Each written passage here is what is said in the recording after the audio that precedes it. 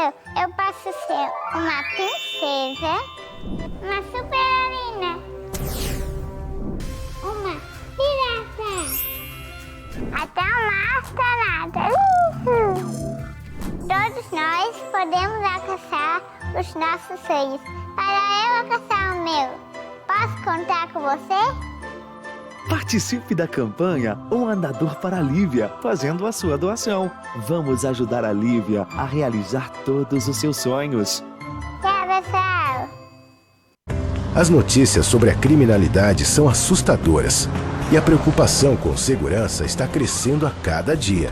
Ainda bem que podemos contar com uma equipe de profissionais treinados que trabalham todos os dias para a nossa proteção. A ProLincoln Vigilância é especializada em vigilância eletrônica, patrimonial, monitoramento por imagem e rastreamento veicular, garantindo tranquilidade para a sua família. Fique tranquilo, aqui tem ProLincoln. Fazer seguro é fácil. O corretor te procura, você paga e pronto, está segurado. Mas quando precisa usar, é sempre uma dor de cabeça. Na Elizabeth Seguros, você nunca fica com um problema na mão. Nossa equipe está sempre disponível para te atender em qualquer emergência e orientar sobre o que fazer em cada situação. É mais que uma corretora, é a certeza de estar em boas mãos. Elizabeth Seguros, cuidando bem do seu bem.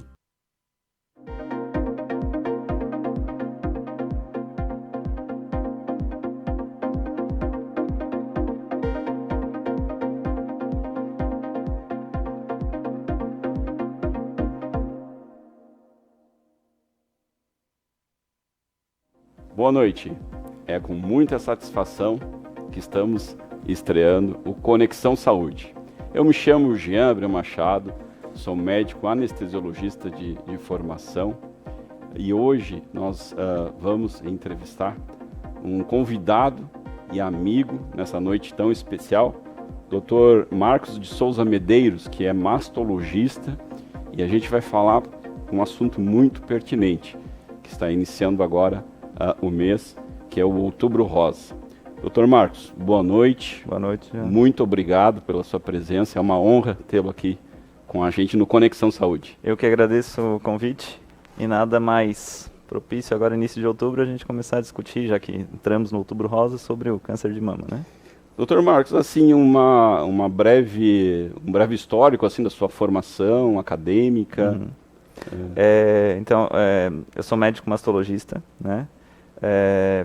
Mastologista, na realidade, o que é a especialidade, né? Então, é um médico que estudou para tratar a mama, doenças benignas ou doenças malignas, né?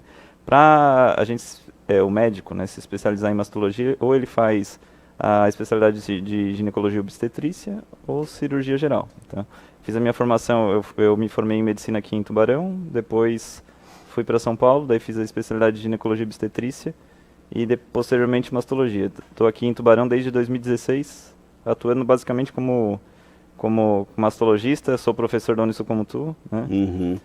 Também fiz mestrado ali, então temos a carreira acadêmica juntos aí. Exato.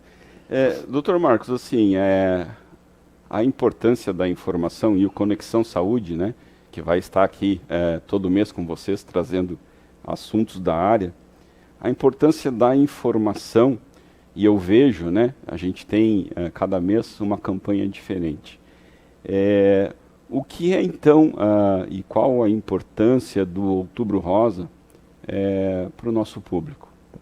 Talvez acho que hoje, se a gente for ver no ano, todo mês tem uma cor para chamar a atenção, né? E talvez o outubro foi o primeiro, né, o Outubro Rosa.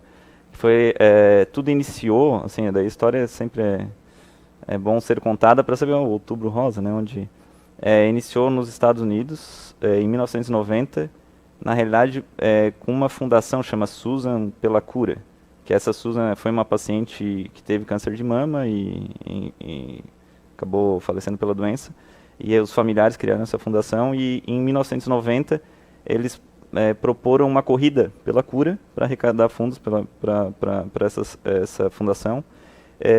E lançaram aquele lacinho rosa, né? Na primeira, que lacinho rosa hoje em dia até está, né, desde o Outubro Rosa, já, né, se remete àquele lacinho rosa. E de lá para cá, daí foram outras corridas e foi divulgando nos Estados Unidos. E daí se estabeleceu que vamos guardar o mês de outubro para chamar atenção pela cura do câncer de mama. E assim, arrecadando fundos. Hoje em dia essa fundação tem uma das que mais financia pesquisa para o câncer de mama. E isso foi difundindo no mundo inteiro. No Brasil, na década dos anos 2000, ali no início de 2000, começou a se iluminar monumentos de rosa e chamar atenção por isso. E acabou hoje, isso no início de 2000, então era só outubro, né? Hoje a gente acabou de sair do Setembro Amarelo, do suicídio, e vai a cor chamando atenção para isso. Então, na década de 2000 começou, e agora o outubro, se a gente vê nos eventos de mastologia mesmo, a Jornada Paulista de Mastologia, que é um dos principais eventos no país, faz no início de outubro. Então tudo com o intuito de chamar atenção, como tu falou, para informação. Acho que a população informada acaba ficando mais atenta às situações, né, de exposição. O interessante assim, que todas essas campanhas, né, a gente teve o Setembro Amarelo, também prevenção de suicídio, Outubro Rosa. Claro, o mês é aquele mês ali da campanha, mas a informação acaba ficando, né? Sim. Gera informação para o ano inteiro. E hoje, com o auxílio da tecnologia, né, das redes sociais, os canais, a pessoa pode resgatar aquela informação antiga, né, e buscar, às vezes, aquela dúvida, né? Até a gente, né, médico, né, que não é da especialidade, às vezes a gente se cai na dúvida, né? E eu acabo recorrendo aos colegas especialistas, às vezes até em vídeos de informação. E hoje a informação está muito palpável, assim, nesse sentido. Exato. E até serve como um lembrete, porque muitas pacientes, outubro rosa, é hora de fazer minha mamografia, é hora de eu ir atrás e procurar. Lembrança. Então, acaba servindo como um lembrete para aquela situação, né? Então, todo ano, meus exames de mama, ou até abrangindo a parte ginecológica, vou fazer em outubro porque tem, e acaba lembrando, né? Acaba não passando, isso acontece bastante também. E Dr. Marcos, assim, para aqueles que estão em casa nos assistindo, o que é o câncer de mama? Certo. Então, assim, o câncer, como qualquer outro câncer, né? Não especificamente de mama, mas seriam células que começam a se multiplicar desordenadamente, né? E essas células, elas começam multiplicando por N motivos, N fatores, e geram um potencial de gerar metástase. No caso, o que seria metástase? Essas células espalharem para outros locais do corpo. Então, quando a gente fala neoplasia maligna, tumor maligno, câncer, é tudo um nome para a mesma coisa, que tem esse potencial de uma doença local se expandir e espalhar para o corpo por conta dessa essa proliferação, vamos dizer, desordenada das células, né? Motivos, daí tem muitos, né? A base, acho que a gente vai talvez comentar um pouquinho mais ali para frente, mas a base, o fundo é genético, mas o que vai modificar essa genética celular vai desde um defeito de fábrica que já vem com a gente, até atividades que a gente leva no dia a dia que propiciam essa mutação, né? E existe assim, a pessoa está predestinada a ter o câncer, existe alguma coisa, o que a pessoa faria para prevenir? O senhor já falou, né, do diagnóstico, de fazer regularmente ali, mas a prevenção do câncer de mama, como a gente faz, o médico e a paciente, como faz a prevenção? Então, na realidade, assim, a gente pode dividir o câncer de mama em hereditário e esporádico. Normalmente a gente divide assim, o que seria o hereditário? O hereditário seria aquele que realmente vem com um gene defeituoso de fábrica e normalmente vê ali a árvore. A avó teve câncer de mama, a mãe também teve, a filha está tendo. Então tem várias gerações sendo contempladas pela doença. Isso gira em torno de 10% dos casos, 10 a 15%, né? A grande maioria dos cânceres de mama é o chamado esporádico. Então, houve um defeito ao longo da vida, então houve uma mutação que propiciou. Então, a grande maioria dos cânceres não é aquela história familiar que tem, todo mundo teve câncer de mama. Não, é uma paciente que teve, né? Por conta disso, né, a gente vê que fatores externos, às vezes, muitas vezes, estão associados, né, à formação do câncer. Então, assim, a questão de prevenção, a gente vai falar ou de diagnóstico precoce, que seria o rastreamento, e daí a mamografia vai entrar, mas a prevenção em si, basicamente, seria a gente tentar evitar hábitos que modificariam essa parte genética. E o que já está bem estabelecido assim, em relação ao câncer de mama? Então, obesidade, que basicamente os hábitos ali estão envoltos com tanto doença oncológica como doença cardiovascular, enfim. Mas obesidade, então a gente sabe que pessoas obesas estão mais predispostas ao câncer de mama. Então, um hábito saudável, manter o peso, enfim, isso é uma prevenção. Logicamente, então, o exercício físico está associado a isso, o exercício diário é um fator preventivo de câncer de mama. A questão de álcool, então, o abuso de álcool está também relacionado ao câncer de mama. Até pouco tempo atrás, o tabagismo tinha trabalhos mostrando, tem relação, hoje sabe-se também que está relacionado com o aumento. Então, questão de hábitos seria uma forma importante para a prevenção do câncer de mama, né? Que seriam o que a gente chama dos fatores modificáveis, o que a gente pode modificar. Agora, tem coisa que não... Por exemplo, aquela mutação genética que eu ganhei da minha mãe, que ela passou para mim, isso é imutável, né? Isso não tem como prevenir. Daí a gente entra no rastreio, que seria a tentativa de um diagnóstico precoce, que vai fazer total diferença para o tratamento, né? Que daí isso... acho que a gente já pode entrar nesse assunto da mamografia. Fica à vontade, turma. O rastreio, o que seria o rastreio? Pegar a população geral, como o câncer de mama tem, outros tipos também tem, pegar aquela população geral e fazer um exame específico que seja de baixo custo e consiga e tenha a efetividade de um diagnóstico precoce. Por que o diagnóstico precoce? Porque a gente sabe que no caso de câncer de mama, né, o estadio inicial, que seria aqueles tumores menores que 2 centímetros ou, quiçá, menor que 1 centímetro, a chance de cura é superior a 95%. Então, por isso que bate tanto nessa tecla, né? Então, o rastreio do câncer de mama ele se dá pela mamografia, que é um exame, basicamente um raio-x da mama, né? E na população geral está indicado a partir dos 40 anos anualmente, né? Muda um pouquinho se caso ela for aquela paciente que a gente chama de alto risco para o câncer de mama, que seria, a gente identifica pela história familiar ou outros achados, fez um tratamento de radioterapia quando jovem, de tórax, que pode aumentar o risco, dentre outros fatores. Daí, nesses casos específicos, se começaria antes desse rastreio, né? Mas na população geral, a partir dos 40 anos e com uma periodicidade anual, né? Infelizmente, aqui no Brasil, assim, as recomendações da Sociedade Brasileira de Mastologia, né, que seria essa que eu comentei, ela destoa um pouco das recomendações do SUS, né? Então, o SUS fornece esse rastreio a partir de 50 anos, com um período entre as duas mamografias de 2 anos, né? Não mais que 2 anos, eles preconizam. Então, muda um pouco, né? Então, o rastreio começa mais tardiamente pelo SUS, disponibilizado. Aí tu pode me perguntar, isso faz diferença?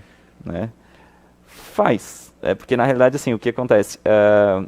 Sabe-se que o pico de incidência do câncer de mama ele vai ser ali entre 50 e 60 anos. Então, é a população que a gente mais vai fazer diagnóstico, naquela idade. Na pós-menopausa, que normalmente o câncer de mama ele aumenta o risco com a idade. Então, quanto mais velho o paciente, daí eu falo mulher ou homem, mas muito mais mulher, né? A gente pode depois falar um pouquinho que também existe no homem o câncer. Ele fazer essa pergunta depois. Mas o rastreio serve para a mulher, né? O pico de incidência é entre 50 e 60 anos, então nessa faixa etária, realmente, a efetividade do rastreio, do diagnóstico precoce com a mamografia é muito alta. Em torno de redução de morte, quem faz certinho um rastreio, 30%, 35%. Muito grande. Abaixo dos 50, entre 40 e 50, os trabalhos mostram também benefícios, coisa de 15%, que também é bastante. É grande. Né? Mas a política governamental, a gente sabe que avalia não só o benefício, mas também os gastos, enfim. Exatamente, pesa tudo. Então, assim, faz diferença. Dos 40 aos 50, o rastreio faz diferença. Mas, infelizmente, no SUS a gente consegue só a partir dos 50 anos, né? E a periodicidade também, que muda um pouquinho. Uma coisa, o Dr. Marcos falou uma coisa importante, a gente refletir, né? Porque essa diferença, né, entre o que é praticado no SUS e o que a sociedade recomenda, porque é em cima de trabalho científico. custo, né? Talvez a doença gere até mais custo para o sistema do que uma paciente com câncer, Sim. que vai precisar tratar, que vai deixar de trabalhar, que vai afastar da família. Fica aí uma mensagem para os nossos políticos, uma reflexão, né? Federal, porque na realidade, assim, se a gente lembrar, o câncer de mama é o câncer que mais acomete mulheres. Então, excetuando aqueles de câncer não melanoma, que a gente sabe, tu conhece, né? Que é basicamente do sol e é agressivo localmente, muitas vezes.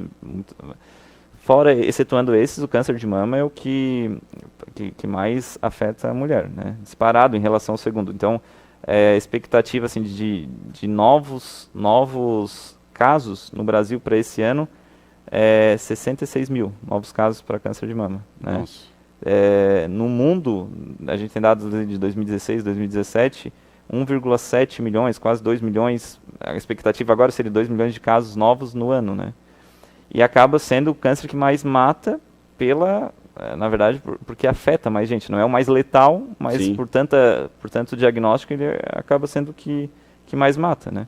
Então, assim, tanto é que dados, assim, até para o público ficar ciente, tem dados que uma mulher a cada 20 vai ter câncer de mama. Né? Nossa! Então é uma doença que afeta.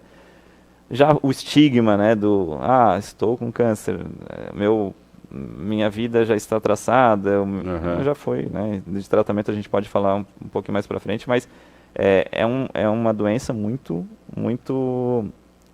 diagnosticada e com o tempo, assim, na prática a gente vê e vê que está se aumentando o diagnóstico, talvez pela informação, pela procura. Então, assim, anos atrás se morria e nem sabia-se por quê, né?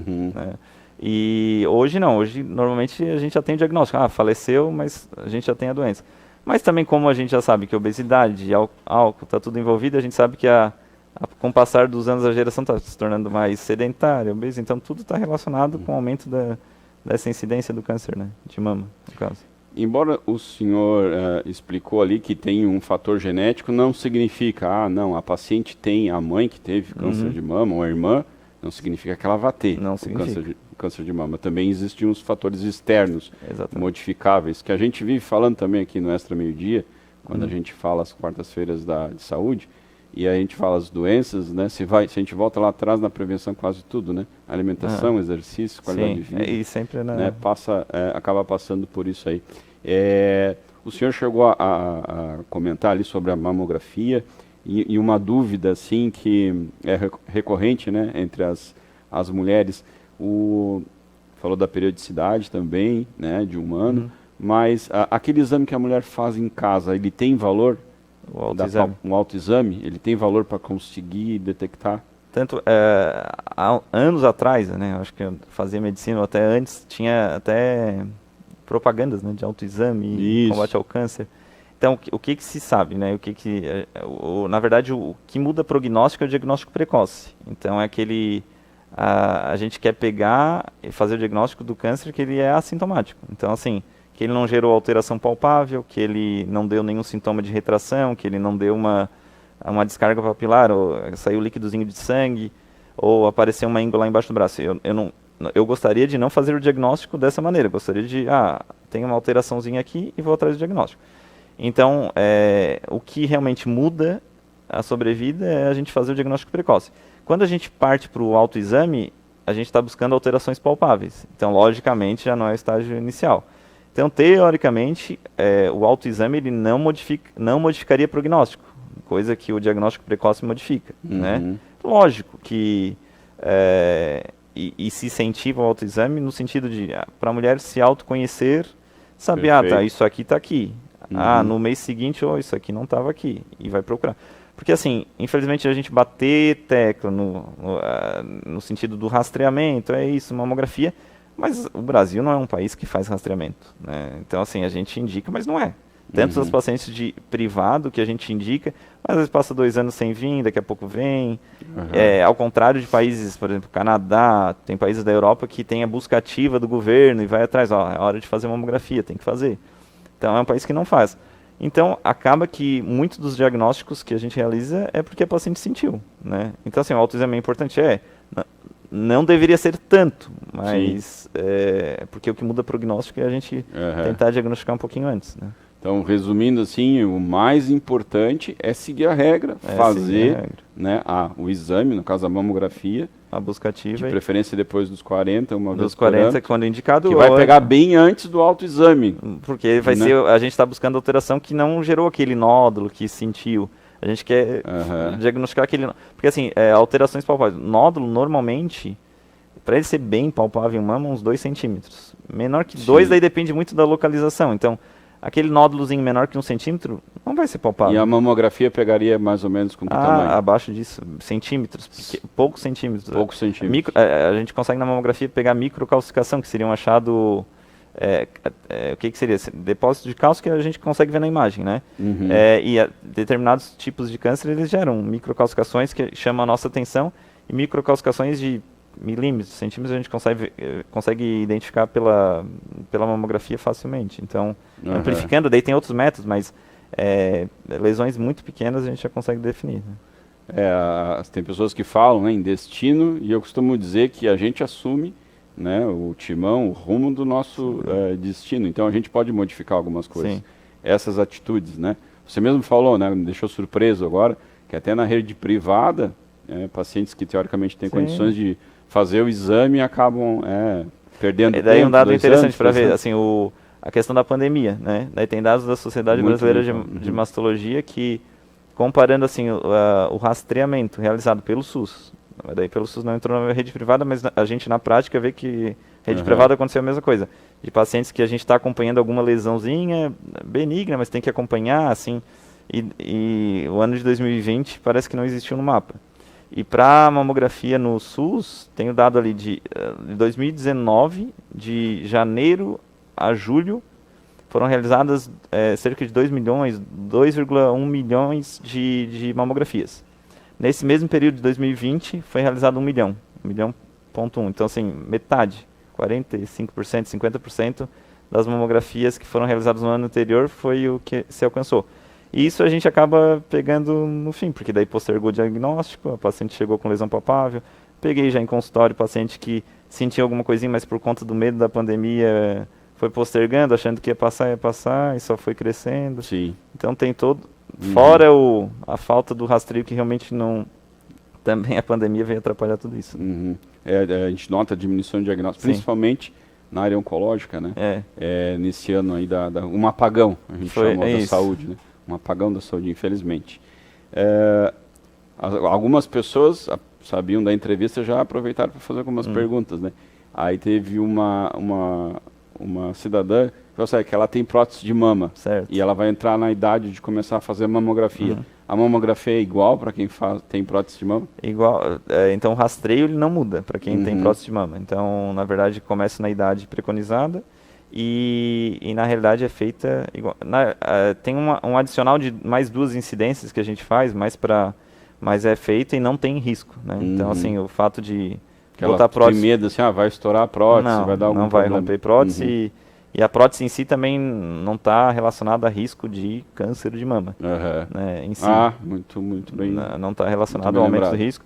Teve, há uns anos atrás, relatos de linfoma de mama, raríssimo, relacionado a um tipo específico de prótese, mas nada a ver com câncer de mama. Linfoma de mama, mas foi também raros casos e nada que tenha aumentado o risco para a colocação, né? Então... Antes da gente entrar no tratamento, existem sim outros exames além da mamografia que podem ser solicitados pelo médico em caso de alguma dúvida? Então a mamografia ela acaba contemplando vários achados, né? Então por isso que é o exame de escolha atualmente, talvez no futuro mude, né? Mas e por ser barato, enfim, entra no rastreio. Mas logicamente a gente tem outros exames de mama e hoje em dia o que a gente utiliza bastante, ultrassom e ressonância magnética de mamas, né, em casos específicos.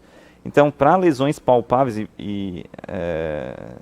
chegou alguma alteração palpável, o ultrassom é muito utilizado, mas sempre lembrando como forma de complemento, muitas vezes. Então, a gente, lógico, não vai deixar de fazer mamografia, mas, por exemplo, para guiar biópsia ou alterações palpáveis se usa muito ultrassom. Hoje a ressonância está cada vez mais sendo utilizada para aquele tipo de mama mais denso, que tem muito tecido glandular, ou para paciente de alto risco, Até mesmo no rastreio a gente inclui a ressonância magnética.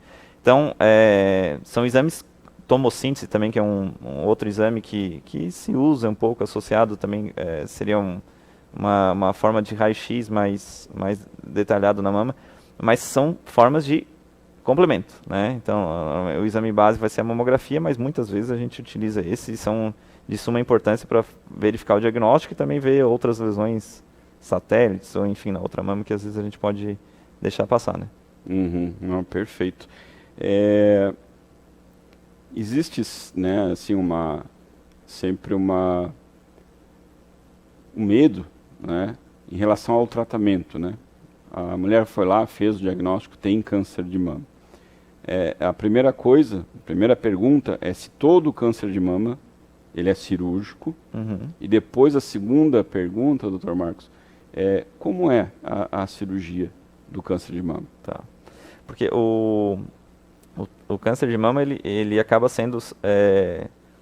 o tratamento é multidisciplinar, né? Então, o mastologista, no caso, ele muitas vezes vai entrar no diagnóstico, porque a paciente acaba procurando um mastologista, então a gente vai fazer o diagnóstico e o mastologista é o responsável pela parte cirúrgica. Então a gente costuma dizer, o mastologista na realidade é o cirurgião da mama, né? É o que vai tratar tanto doença benigna, como eu falei lá no começo, mas muito focado na parte de câncer. Então é o mastologista que faz esse tratamento. Mas entra o oncologista clínico, que seria o responsável pela quimioterapia, e isso só falando de médico, né? E o radioterapeuta, né, que seria o responsável pela radioterapia. Dentre outros profissionais, e psicólogo, nutricionista, fisioterapeuta. Então, é uma equipe multidisciplinar. Hoje em dia, o que a gente tem? A depender do estadiamento, então, do tamanho do tumor, se tem comprometimento da axila ou não tem, do subtipo do tumor, hoje é muito importante até para definição terapêutica, a gente vai guiar. Vai precisar de químio, não vai precisar de rádio, cirurgia. Hoje em dia, assim, câncer de mama, ainda todos vão ser operados, né? Então, a gente sempre vai realizar a cirurgia.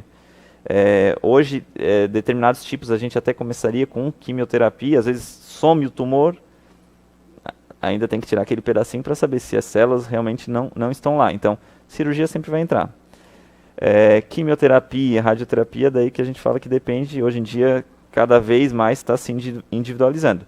E em outrora, que a cirurgia era super agressiva, cada vez mais está se tornando conservadora, a depender do caso, né? Então, a segunda pergunta, que tipo de cirurgia, né? Então, ela variava, desde a mastectomia, que é a retirada da mama, até a cirurgia conservadora, que seria o quadrante, tirar aquele local.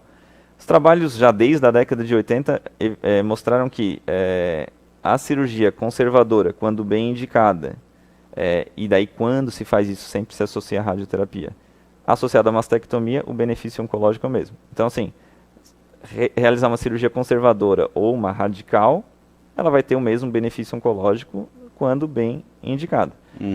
A questão de linfonodo, que fala esvaziamento, tirar tudo, se faz ainda, se tem doença ou não, mas hoje também é muito mais conservador.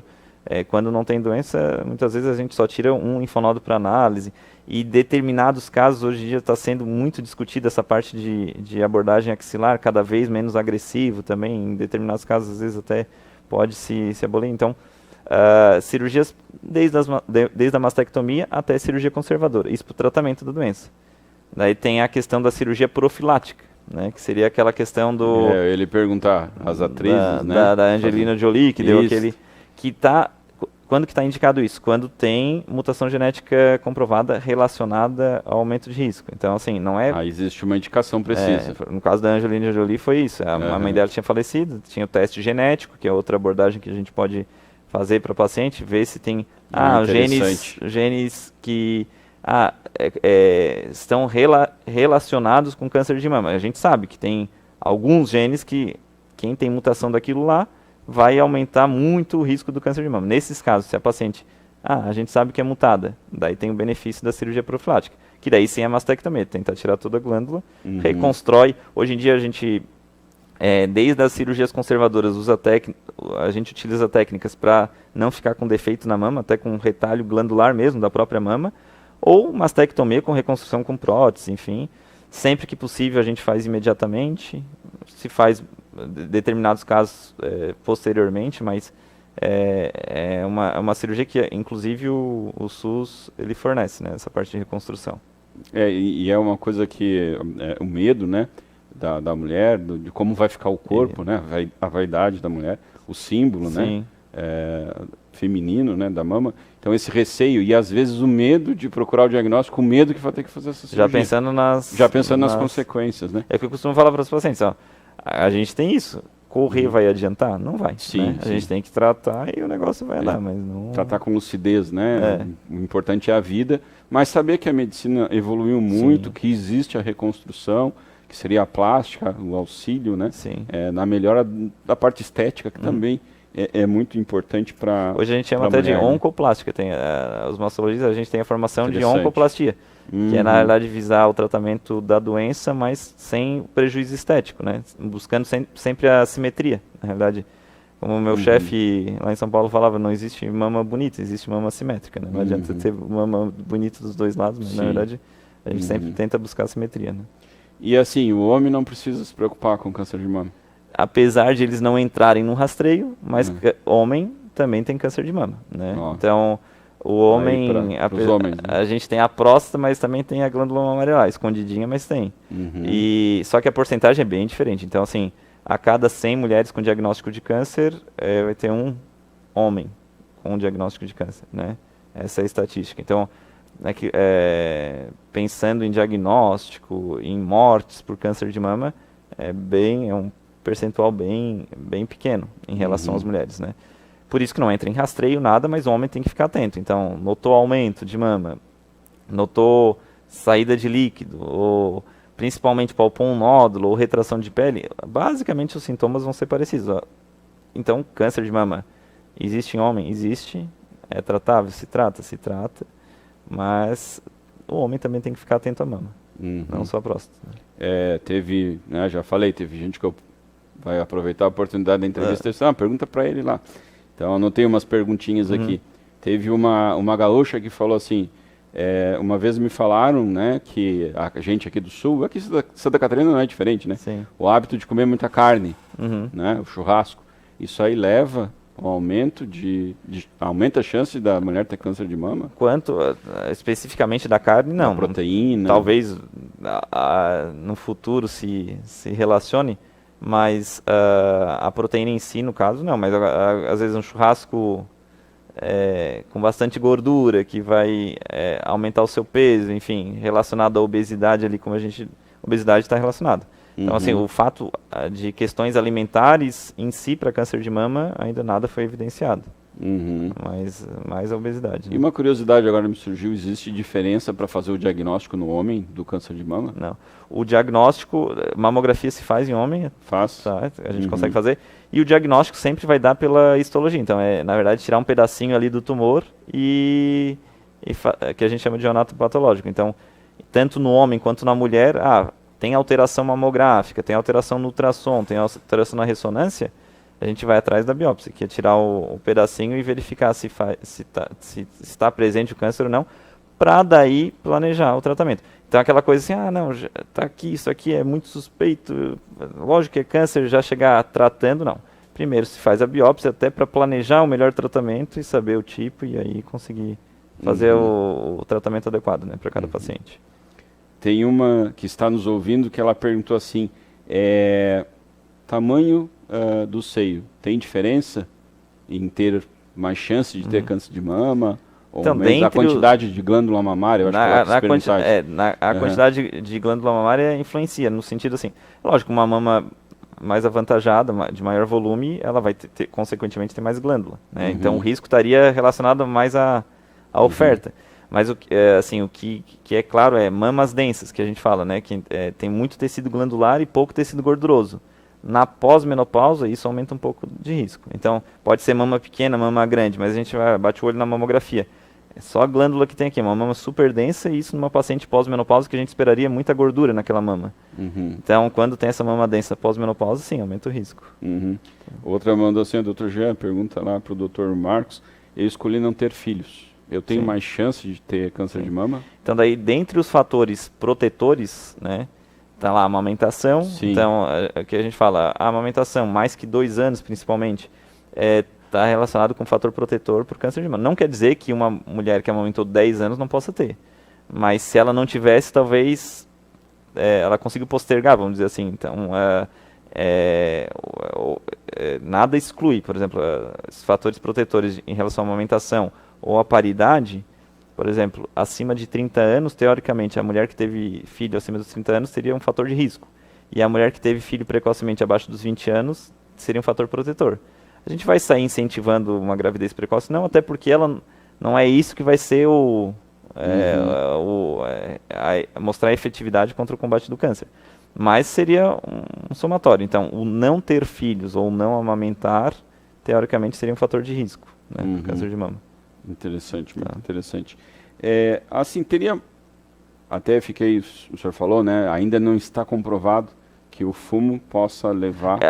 Hoje já tem trabalhos que a gente pode dizer, o fumo aumenta risco. Aumenta risco. Até pouco tempo atrás a gente ficava na dúvida, mas agora mostrou que sim. Que não é aquela relação, porque isso que, por exemplo, câncer de pulmão a gente já sabe há muito tempo, né? E essa evidência a gente está vendo, mas agora podemos falar que cigarro, até para o câncer de mama, ele... Tem aquele, eu falo às vezes, né, é interessante, as pessoas se apegam a algumas coisas, né, e falando do fumo, né, é normal a gente ouvir até dentro da família, não, mas eu conheço fulano ou a fulana que fumou e viveu até os 80, até os 90 anos e acabou falecendo de outra coisa. Só que assim, ele é exceção, né? Sim. E a gente acaba não vendo o que é a regra, que o fumo leva a várias doenças, né? E não só câncer de mama na mulher, né? Faz se destacar aí o câncer de pulmão. Sim. Aí o pessoal se apega, não, eu conheço um fulano que não, então a pessoa se apega à exceção. Então, eu costumo dizer que a gente gosta, a gente procura o que a gente quer ouvir, né? Exatamente. É que aquela vez a gente quer comprar uma coisa, a gente pega o amigo que deu o conselho dizendo pra gente comprar aquela coisa. Ou mesmo na nossa área, disseram que não, passem 10 médicos, mas eu vou naquele ali que eu quero ouvir aquilo ali que pode. Então. Isso é muito comum, né? Às vezes o paciente procura, e isso não é errado, né? Não. Procurar uma segunda opinião, mas não, ele procura a opinião do que ele quer ouvir. Até encontrar o que ele quer achar. Então, assim, e sempre recai nessas coisas, hábitos, né? Hábitos saudáveis, evitar vícios, né? Abuso de álcool, né? O uso, né, de álcool de forma abusiva, geralmente leva a vários problemas, várias patologias. Dr. Marcos, alguma consideração assim final para os nossos ouvintes, né? Agora chamamos a atenção dos homens também em relação ao câncer de mama, que muitos acham que não tem que se preocupar com isso. Não teria chance, também, né? Alguma consideração final, assim, alguma coisa de consultório que o senhor, ou alguma dúvida de consultório, né? Na anestesia eu sempre falo, né? O pessoal sempre me pergunta, que fala do medo da anestesia, né? Quer saber dos tipos de anestesia. Do seu consultório, assim, alguma coisa especial que o senhor gostaria de falar, alguma dúvida alguma pergunta que eu não lhe fiz? De consultório, assim, para chamar atenção, porque às vezes grande parte de paciente às vezes procura consulta por conta de dor na mama e deu uma fisgadinha na mama, já acha está surgindo alguma coisa. Então, mas é uma situação tranquilizadora. Então, assim, dor normalmente não está relacionado com câncer de mama. Não que o câncer não possa doer e o fato de ter dor na mama não é fator de a gente investigar e ir atrás de alguma coisa, né? E avaliar aquela mama. Então, em algumas situações o câncer de mama pode doer? Pode. Já peguei paciente que sentiu a fisgadinha, veio pela fisgadinha, a gente sabe que a dorzinha na mama não está relacionada, mas a gente fez o diagnóstico, né? Às vezes é um aviso, existe, mas normalmente, dentre os sintomas do câncer de mama, a dor não é aquele que está mais evidente. E às vezes, muitas vezes, a paciente acha, não, deu dor é o sinal, né? O sintoma muitas vezes vai estar relacionado a alterações palpáveis, né? Lógico, então dor tem que ser avaliada, mas a principal causa de dor não é o câncer de mama. E aquela paciente que acaba tendo, né, tem a inversão do bico, isso aí é sinal de... Daí sim, então assim, o que a dor não é a dor não é para chamar tanta atenção. Agora, nódulo que surgiu, sempre, dependendo da idade, mas retração, que a pele ficou mais puxadinha, ou o mamilo entrou, não era assim, do nada mudou, e isso daí sangue tem que no chamar... mamilo. Também, então, íngua embaixo do braço, descarga papilar, que é o sangue, e dependendo da cor, né, a gente vai ficar mais atento. Principalmente que sai sem a gente, sem a própria paciente espremer. Isso chama bastante atenção. Daí, essas situações, sim, tem que ficar bem atento.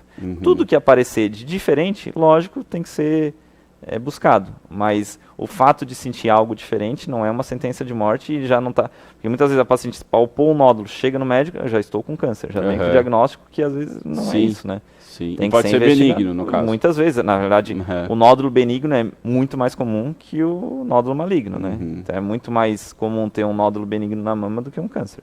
Apesar de o câncer ser muito prevalente, mas o nódulo benigno é muito mais prevalente. Sim, muito interessante. O tempo passa muito rápido, né? Dr. Marcos, eu gostaria de agradecer a sua presença aqui no nosso primeiro Conexão Saúde. Foi uma honra tê-lo aqui, além de um excelente profissional, um grande amigo, colega de serviço, muitas vezes trabalhamos juntos na mesma sala de cirúrgica. Agradecer as pessoas que estão nos assistindo, a nossa equipe maravilhosa aqui, a Amab, né, o Alessandro Neves, que proporcionou esse programa aí, que não só na nossa área, em outras áreas também está trazendo muita informação para o nosso público. Muito obrigado. Certo. Eu que agradeço, uma honra estrear o programa, abrindo o Outubro Rosa, né? E vamos lá. Então tá, todo mês agora com um novo Conexão Saúde nessa área, trazendo informação.